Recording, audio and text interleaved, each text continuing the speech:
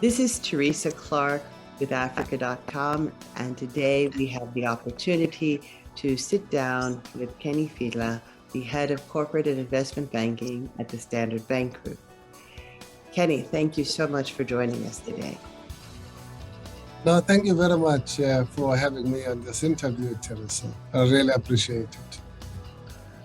Well, we're excited to be able to speak with you on the back of the World Economic Forum. And just before that, the big announcement around Standard Bank's change in your climate policy. So a lot has been going on in the last many weeks that relate to this important issue. Kenny, coming off of the World Economic Forum in Davos in particular, what are some of the key messages for Africa in terms of climate change?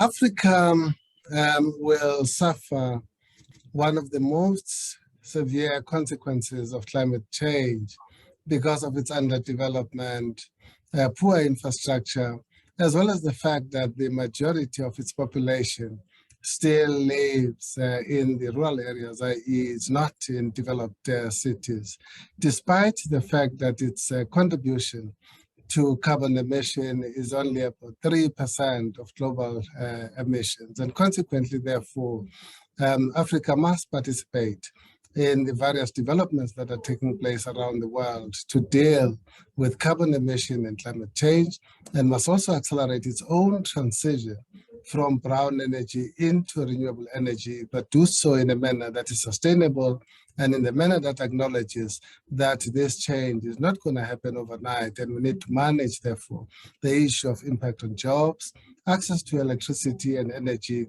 as well as ensuring that we can continue to improve the social standard of the people of Africa. Now, Kenny, Standard Bank has recently revised its climate change policy, and we at Africa.com have been covering your climate change policy for some time. You've always been one of the leaders on the continent, leading in banking, and not just on the continent, but you've been a leader globally among banks, starting off with your leadership of the Principles for Responsible Banking, which you signed on to at the United Nations several years ago. Can you tell us a bit more about how and why you have evolved your climate change policy at this time? The work around global warming is continuing to evolve, and consequently our own response to it is also evolving and developing over time.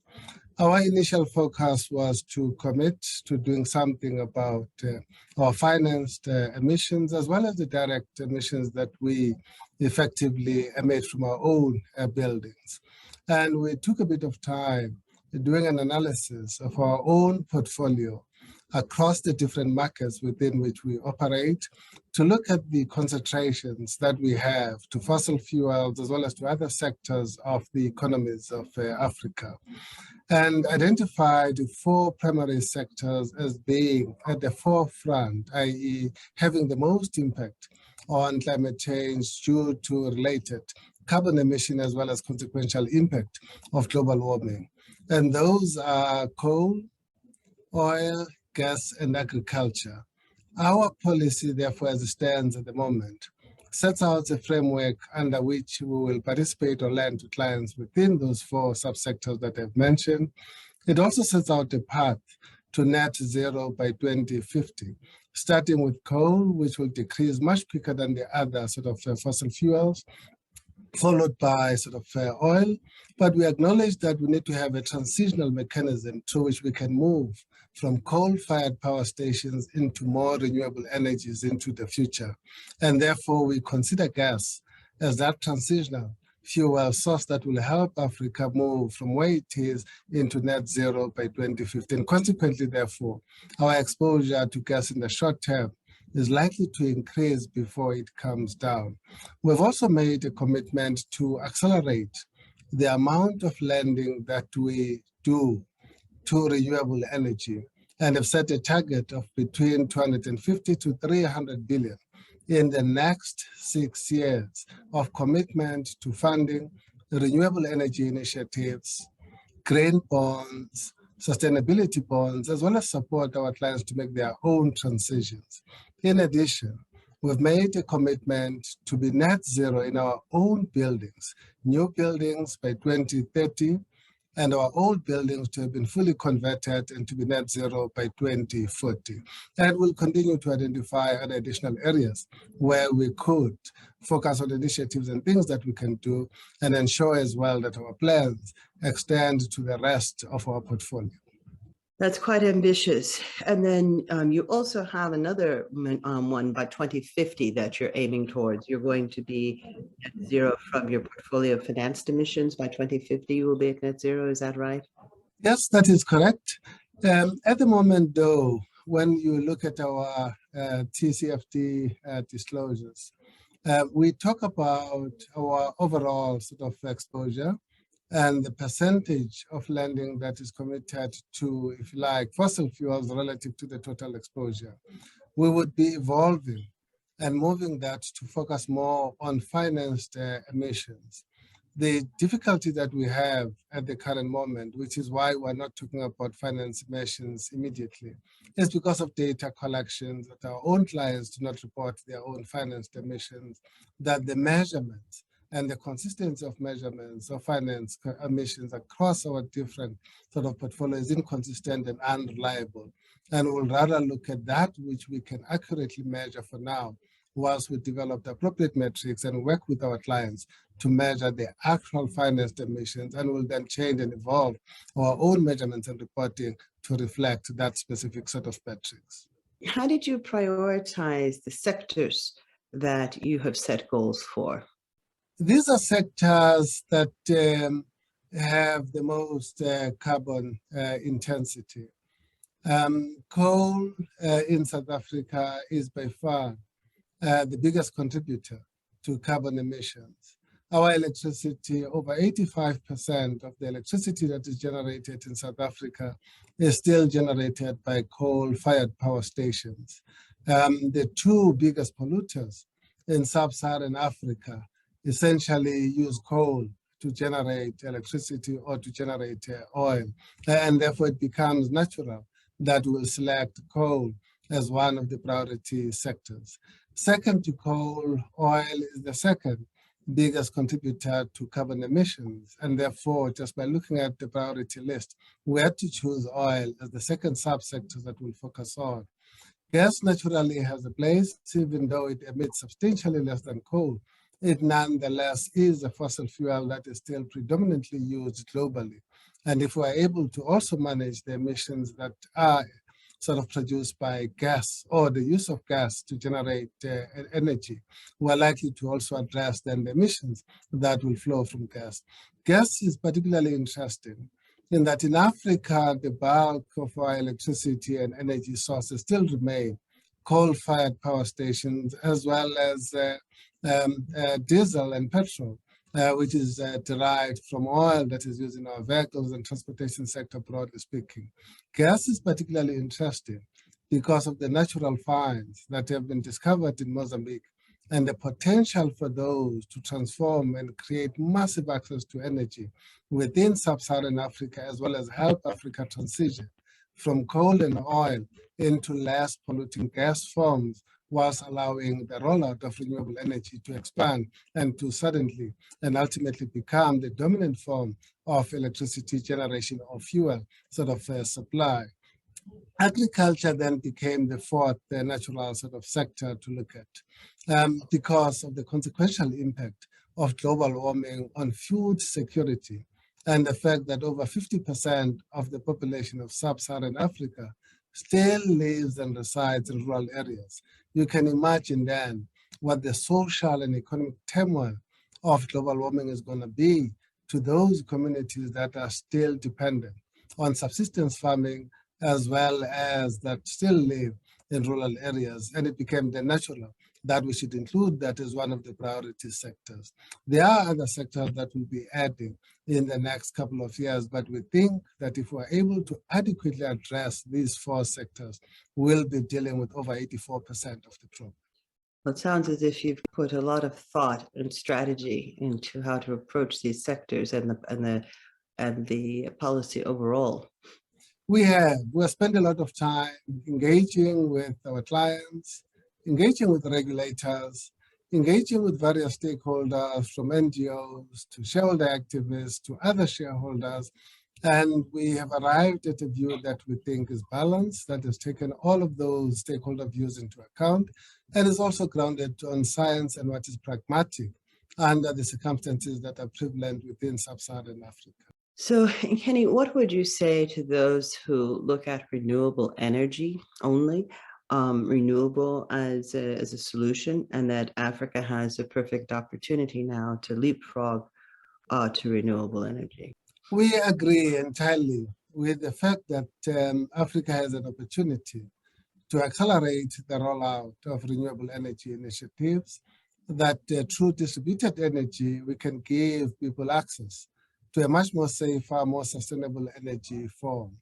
But we're also pragmatic in that the sort of connectivity to the national grid is still very, very limited, that the actual supply of renewable energy initiatives is still limited and largely dependent on government issuing tenders, awarding those tenders, and that the time that it will take for these initiatives to be rolled out adequately to be able to meet the current energy shortage, as well as be able to cope with the growing population and the developing economy, is going to be very long. And we can't say we're not going to do anything until such time that all of these constraints that I've spoken about have been attended to. We think it would be wrong to expect Africa to stand still whilst we're waiting for the supply constraints to be addressed and attended to.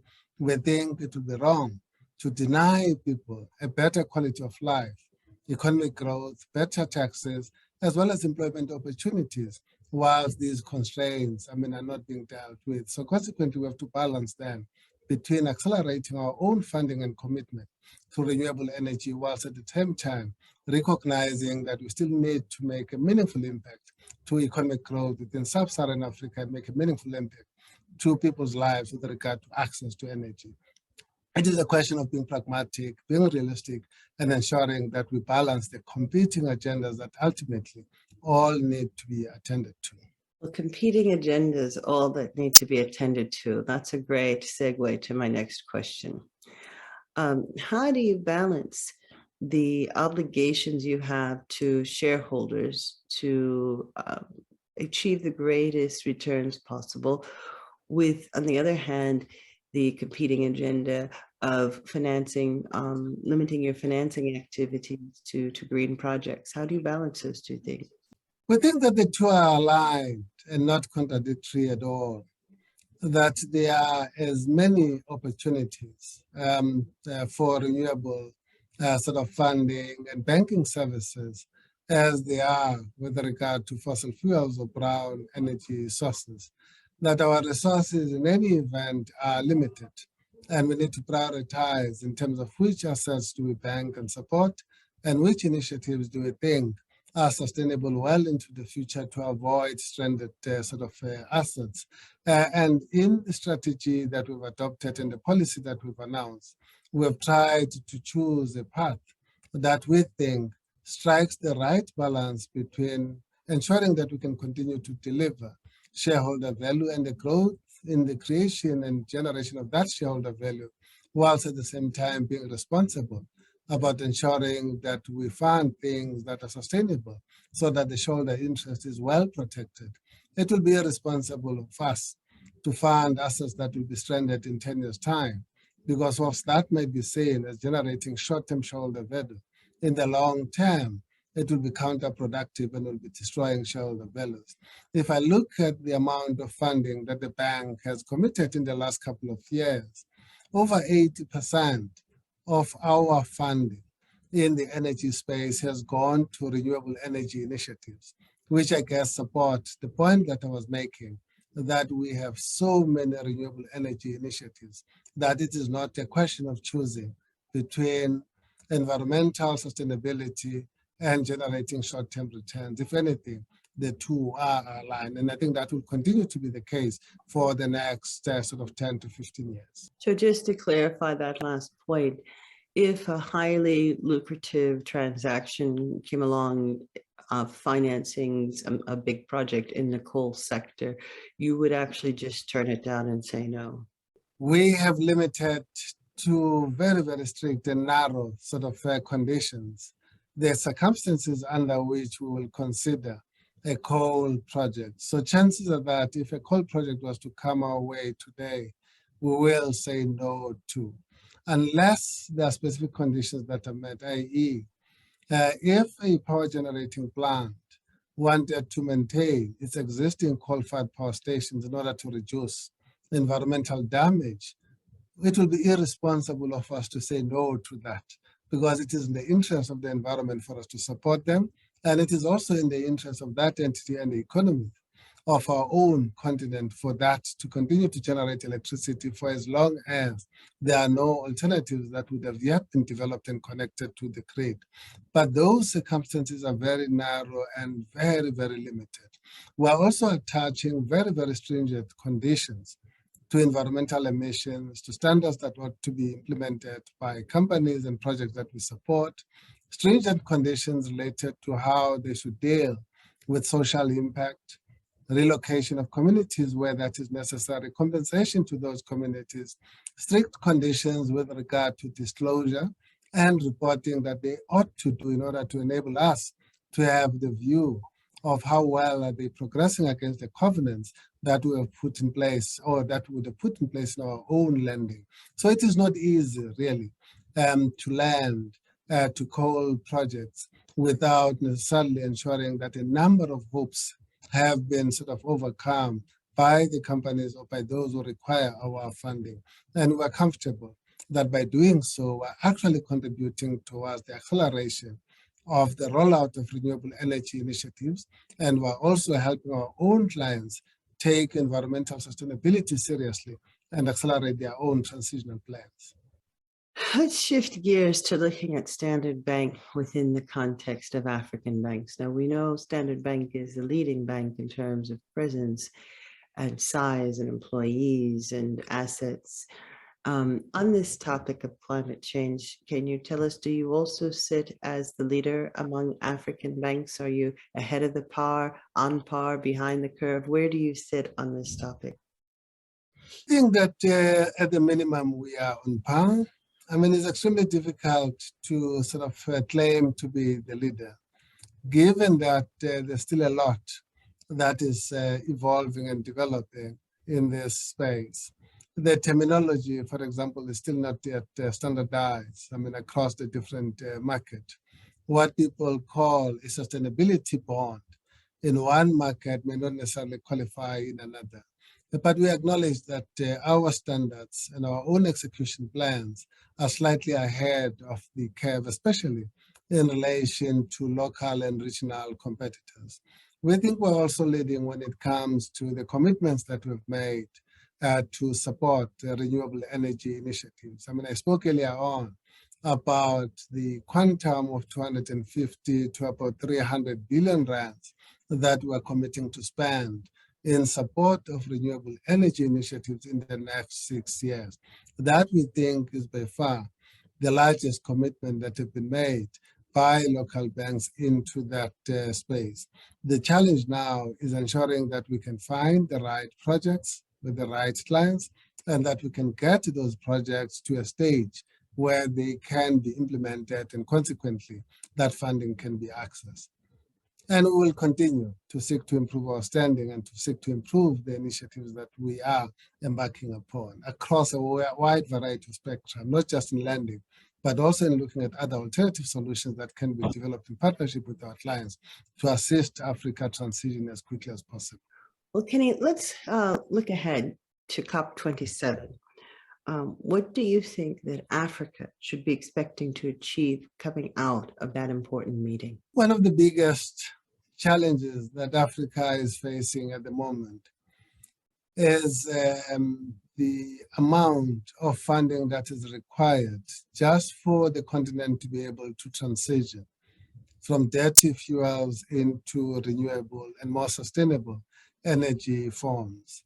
Whilst all the financial institutions are making commitments to support that transition, the reality is that the amount of money that is required is way beyond what we can afford to lend as commercial banks. So clearly, we would expect that the developed world will also play a part and assist in meeting that funding sort of shortfall, not just in terms of verbal commitments, but in terms of those commitments translating into the actual flow of funds to tangible and bankable projects.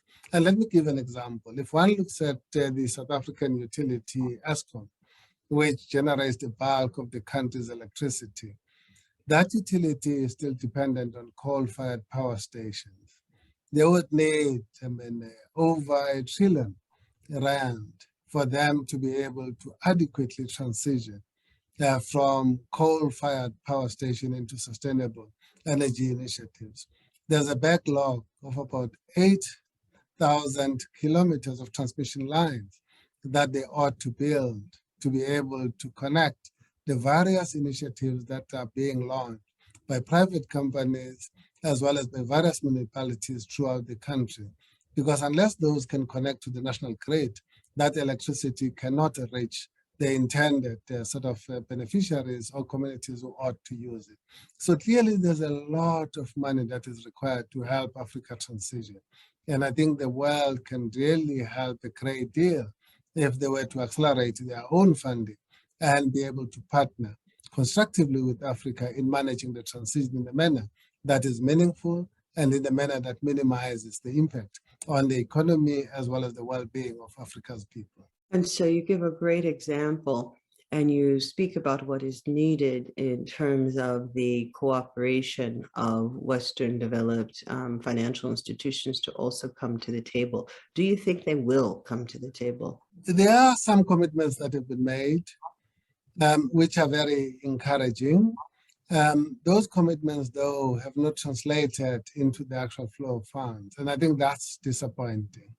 We also think that at the moment, the broad sort of application or intended application of those funds does not have focused the funding to areas of greatest need. For example, some of the funding commitments that have been made to the South African government are intended to deal with electric vehicles, with assisting Eskom shift from coal-fired power stations into renewable energy initiatives. But we think that's a bit misdirected in that if you were to accelerate the rollout of electric vehicles in South Africa today, you would actually be worsening carbon emissions because those vehicles will still be charged with the electricity that is generated via coal. So the starting point must be to transition from coal-fired power stations into sustainable energy generation. Then you can roll out electric vehicles at the back of that. But to start with electric vehicle when the electricity is still generated from coal, we think defeats the purpose. And it is those sort of engagements that ought to take place and make sure then that the funding that is mobilized is directed to the areas that can make the most impact in helping these countries transition. It seems like those commitments are not as well thought out as your policy. You've given a lot of thought to this and understand the issues quite deeply. I think that example around electric vehicles is an excellent example of perhaps someone with a good intention, but not a good understanding. No, absolutely, absolutely. I mean, we appreciate the commitments. We want to encourage them, but we think more needs to be done to ensure that ultimately the funds are applied to areas where we can make the greatest impact. I thank you very much for your time in sharing with us your leadership within the bank and within Africa around climate change. Your knowledge on this topic is deep and very instructive for all of us to hear. I thank you for sharing it with us and with our audience today, Kenny. It's a pleasure, and thank you very much for your time as well, Teresa.